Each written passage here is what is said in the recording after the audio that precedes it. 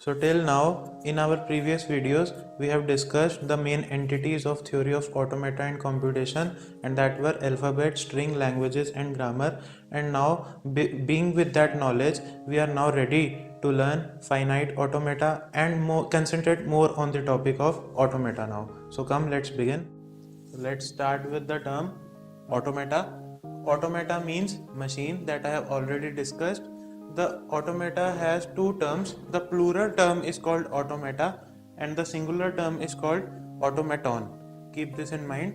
Automaton, the definition of automaton can be defined as a system where energy, material and information, these are three components, energy, material and information, are transformed, transmitted and used for performing some functions.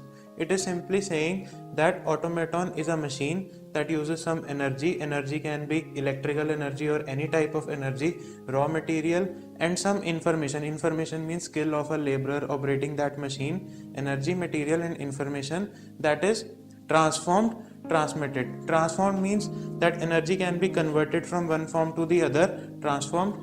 Transmitted means it is traveling from one point to the another in the same machine. So I hope this is clear. Energy, material, information, transformed, transmitted and used for performing some functions without participation of humans. So this is nothing but simply a more sophisticated definition of machine, that where energy, material and information are transformed, transmitted and used for performing some functions without participation of humans. So basically in this subject we have to discuss about machines, different type of machines, how they operate and how computer science is related with that machines. So let's discuss the automata more. In computer science we generally term automaton as discrete automaton. Discrete means anything that is individual or separate. So in this TOC, theory of automata and computation, we will be going to discuss individual automaton machines. So that's why we call it discrete automaton. The basic model of a basic automaton is discrete automaton. It is like this. We apply p number of inputs and the automaton goes to n number of states represented from q1 to qn and gives us O1 to OQ number of outputs. So basically we are applying inputs, the automaton is reaching to some state and producing some output. I1 to IP are inputs to the automaton, Q1 to Qn are states achieved, O1 to OQ are the output by the machine. So now the term is states. What do you mean by states? That I will tell you now. Now the states can be defined as at any instant of time our machine can be in any state. What is meant by state? Like consider an example, when we give a command to a printer to print some document, then on giving the command it starts printing. So the state of the printer in that time is printing. Printing is the state of that printer and the input we gave was command. The output we get is printout produced on a paper. So by these three terms I hope the meaning of states, input and output to an automaton is now clear to you. Note that the states can only be produced on applying an input. In the automaton the input can be only from sigma. Sigma means the input alphabet we considered in our last videos. At any instant t1, I1 is the input. At any instant t2, I2 is the input. But the inputs can only be from any symbol from the alphabet set. I1, I2, I3 up to IP are all inputs that are given to that specific machine or automaton at different instants like T1, T2, T3 up to TP. So many inputs can be given, many outputs can be produced and an automaton can be in many different states while producing the outputs. So I hope so the basic term automaton, discrete automaton is now clear to you and we are ready now to discuss 4 more properties of this automaton. 3 we have already discussed, now there are 2 more. Now the 4th characteristic of an automaton is state relation. What is meant by state relation? The next state of an automaton is determined by the input applied at the current or present state at any instant of time. What is meant by this definition? Suppose I have a state, say q1, and I apply an alphabet, a symbol from an alphabet, say b. On applying b on the state q1, my automaton is presently in state q1, and I apply input from the alphabet, that is b. By applying b, my automaton moves to another state q2. So this is basically the state relation. The relation between the two states is represented by the symbol b. This is the meaning of this definition.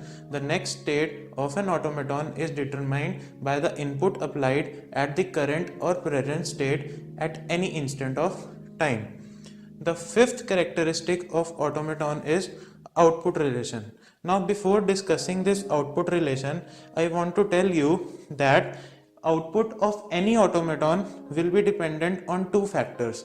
The two factors are either the input symbols only, output can only be dependent on input symbols, or the output can be dependent on input symbol as well as the state. It is not necessary that state factor is always there. The output can either be on input symbols only, or it can be dependent on both input symbols as well as the states achieved by that automaton. Now I will discuss it in detail. What are the meaning of these two factors and how output is calculated. Now I told you output relation is dependent on two factors, input symbols and input symbol as well as the states. Now what happens is, whenever we apply an input from the alphabet set, say sigma, to an automaton, the automaton can move to some other state using that input, or can only be switched to the present state only, that is, it does not make any move. So if it remains in the same state, it is called a null move.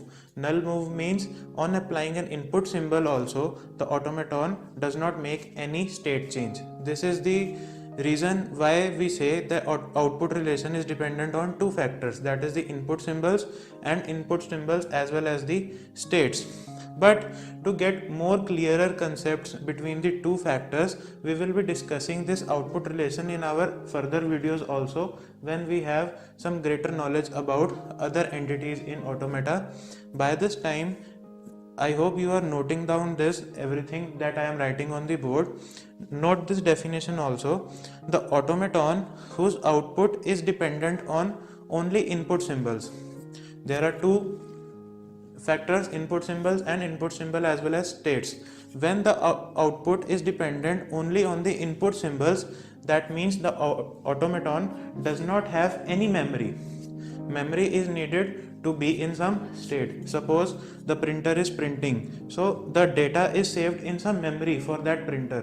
But if the automaton is not dependent on any state, it is only dependent on input symbol, then it does not need any memory. So the automaton whose output is dependent on input symbol does not have any memory, whereas the automaton whose output is dependent on states as well as the input symbol, that is the second factor, have their own memory units.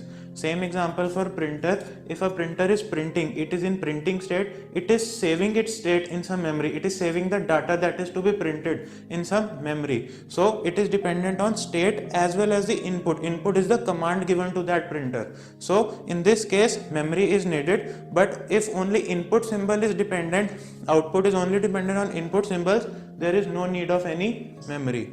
So I hope these all 5 characteristics of automata are now clear to you, and we are ready to move on to some other topic, finite automata now. Before going to finite automata, I want you to note down some 2 more definitions also that I am now writing on the board.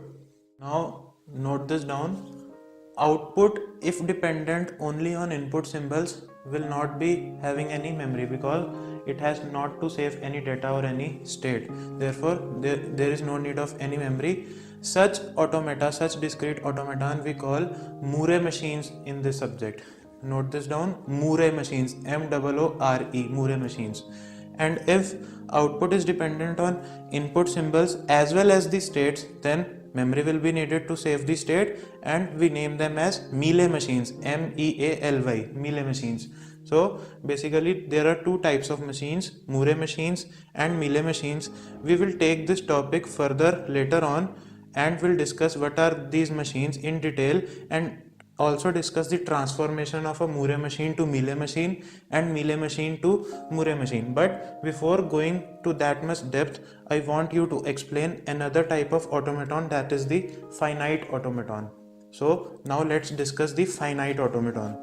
Now, as the name suggests, finite automata, it is an automaton which takes some finite number of input symbols. Everything is finite in finite automata basically. It takes finite number of input symbols and move to finite number of states producing finite number of outputs. So its definition is same as discrete automaton, only difference is we have to substitute the word finite everywhere. Finite number of input symbols, finite number of states, and finite number of outputs. Now in this subject, theory of automata and computation, finite automata is represented by 5 tuples. As the grammar was represented by 4 tuples, it is represented by 5 tuples: q, sigma, delta, q naught, f. Q is the finite non-empty set of states. It is the set of all the states that the automata will reach to while processing the inputs. Sigma is nothing but the alphabet, finite non-empty set of input symbols. Delta is the transition function. I am going to discuss this transition function now in detail. Q naught is the initial state in which automata is. Initial state means any machine that is in the initial state, that is before applying any input, in what state or what data it has with it. Suppose consider the same example of printer producing a printout on paper. Before, the initial state of printer is that it is in on state, it is on and ready to get command from the CPU. So Q naught is the on state of that printer, initial state. F is the finite set of final states to which automaton will terminate. Now consider any example and see that the machine can terminate in different states also. A machine can only not terminate in a single state, it can be in multiple states at a time. Suppose consider an example of ATM machine. When the ATM transaction is over, it is in multiple states. It is producing a mini statement on a piece of paper and also displaying that information on the screen and also asking you to press the cancel button before leaving the ATM booth. So it is in multiple states at that time. So it is not necessary that machine will terminate only in one state. It can have many final states. So final states is represented by F, and this F is a subset of Q only. Q is the set of all the states that the automaton will reach, and final states is a subset of that Q. Q naught also belongs to Q. Q naught is also a state in Q. Initial state is also in the set Q. So these are the 5 tuples.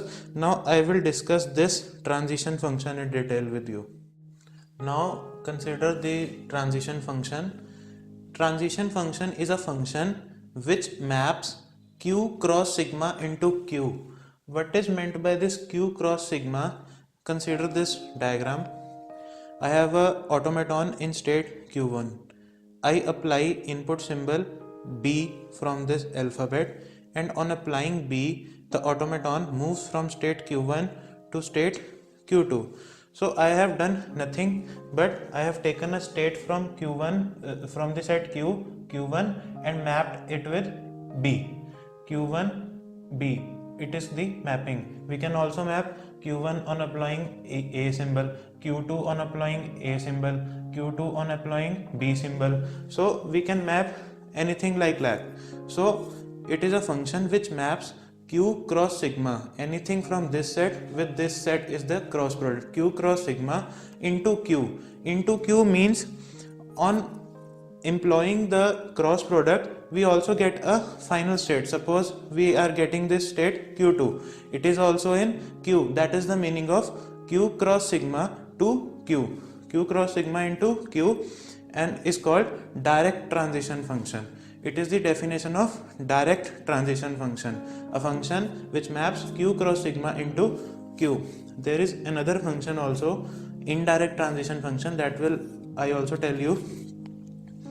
The transition function describes change of states during the transition. This is the transition function, suppose delta. it is describing the change of states q1 to q2 while employing the input symbol such as b. It is called the transition from q1 to q2. So the definition, the transition function describes change of states during the transition. The mapping of, this is the mapping of q cross sigma into q is represented by transition diagram or transition table. This is the transition diagram. I want to tell you that this transition diagram is incomplete at this time, but we will discuss this transition diagram and transition table later on in detail. By this time, I want you to note this down in your notebook, and I hope the meaning of q cross sigma into q mapping is clear to you. This is the direct transition function. Now there is another term, indirect transition function. In indirect transition function, there is nothing but mapping is of the form q cross sigma star. Then we call it indirect transition function. If it is sigma star, we call it indirect. Why we call it indirect? Sigma will have only input symbols such as a and b, but in indirect transition function, sigma star will also have strings like AAB, for example. Then Q1 on applying AAB, a whole string, will move to state Q2. This is the indirect transition function, and it is utilizing the strings of sigma star. Sigma star is the closure of sigma. We discussed sigma star and sigma in our previous videos, you can check it out.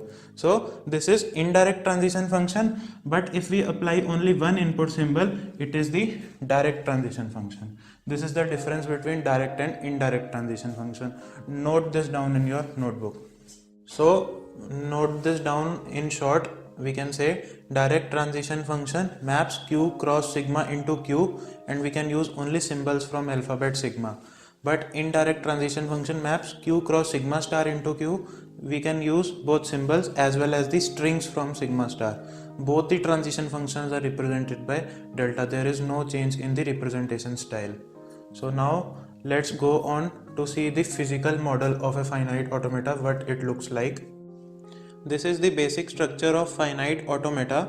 You can see in this structure there is one tape. This tape is called input symbol tape. On the input symbol tape there are divisions of squares. These squares are called cells of the tape. Each cell will have input symbol stored in it. This will have one input symbol, this will have another input symbol, this will have another input symbol, and so on. Those input symbols come from the alphabet set sigma, and this tape can be finite also and infinite also. If the tape is finite, then it will have end markers on both the sides. On the left end marker, it is represented by bar over C, and right end marker is represented by bar over S. This is the tape, and each symbol will be pointed by a reading head. Reading head is currently pointing to this cell. Any symbol in this cell is read by this reading head. On reading this symbol, reading head gives that symbol to the finite control, and finite control makes the processing of that symbol and move to other states, either to the left or to the right. But in our course, in our syllabus, we will only study the movement of reading head towards the right now. We will also study towards movement of the left, but later on. Simply we will concentrate on right movement of the reading head now. This is the structure of finite automata, and now I will tell you what is the finite control and what is the major use of this finite control. Now see that I have filled this tape with some input symbols A, B, B, B, A, B, and our reading head is pointing to symbol B. So finite control will read this symbol B and call the transition mechanism of the automata. By the term transition mechanism, I mean it will employ the transition function. Input to finite control will be symbol reading head is pointing to B, and suppose present state of our automata is Q0. Then transition function will be called by this finite control it is represented by this mathematical equation delta in the brackets q naught comma b. It means transition is taking place from the state q naught on applying the input symbol b. This is the transition equation or the transition function, which will give us the next state. The next state can be q1, q2 or anything that the automata will move to on applying this transition function. It will give us the next state, or a null move can also be possible. Null move means the automata does not move to any other state on applying this input symbol. It remains to the same state itself, that is the q naught. So both the possibilities can be there, but our major concern right now is the function of this finite control. It will call the transition function and make the possible transition. So I hope the function of this finite automata and working of this finite automata and all the terms related to this finite automata are now clear to you. This finite control is having a reading head which can point to any of the symbols, and any symbol, suppose previously it is pointing to this b, and then it is pointing to this b, and then it is pointing to this a. So all the symbols that will be scanned by this finite control or the reading head is called the string that is scanned by finite automata. In my example, I told you first it is pointing to b, then this b, then is this a. So bba is the string processed by this reading head. So it processes the string. And now we will discuss more deeply about finite automata, different types of finite automata in our next video. So by the end of this video, I hope that you have got your concepts cleared about the meaning of the term automata and what is finite automaton, how it is represented in this subject by the use of 5 tuples, and we have also looked upon the physical structure of the finite automata. Now I hope so you have cleared it, and if you have any doubts regarding any entity in this tutorial, you can comment in the video, or you can simply drop an email to the email address mentioned in the description of this video. And to watch our previous videos, please click here and go to the playlist, click here, and don't forget to subscribe to our channel and like the video. Thank you.